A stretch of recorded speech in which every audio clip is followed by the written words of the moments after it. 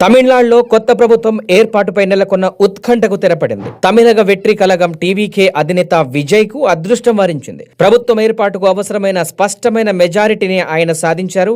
మిత్రపక్షాల మద్దతుతో టీవీకే బలం magic figure కు చేరుకోవడంతో విజయ్ ముఖ్యమంత్రి అయ్యేందుకు మార్గం సుగమమైంది. తమిళనాడు అసెంబ్లీలో ప్రభుత్వం ఏర్పాటు చేయాలంటే కావలసిన బలం 118 సీట్లు. ఎన్నికల ఫలితాల్లో టీవీకే ఒంటరిగా 112 స్థానాల్లో గెలిచి సత్తా చాటింది. అయితే మ్యాజిక్ ఫిగర్ కు మరో 6 ఎమ్మెల్యేల మద్దతు అవసరమైన వేళ ఢిల్లీ స్థాయిలో చక్రం తిరిగింది. కాంగ్రెస్ అధ్యక్షుడు మల్లికార్జున ఖర్గే స్వయంగా రంగంలోకి దిగారు. సిపిఐ ప్రధాన కార్యదర్శి రాజాకు వీసీకే అధినేతకు ఫోన్ చేసి విజయ్ ప్రభుత్వ ఏర్పాటుకు సహకరించాలని కోరారు. ఫలితంగా సిపిఐ నుంచి 2, సిపిఎం నుంచి 2, వీసీకే నుంచి 2 ఎమ్మెల్యేలు విజయ్ కి జై కొట్టారు. ఈ 6 మద్దతుతో విజయ్ బలం సరిగ్గా 118కి చేరుకుంది.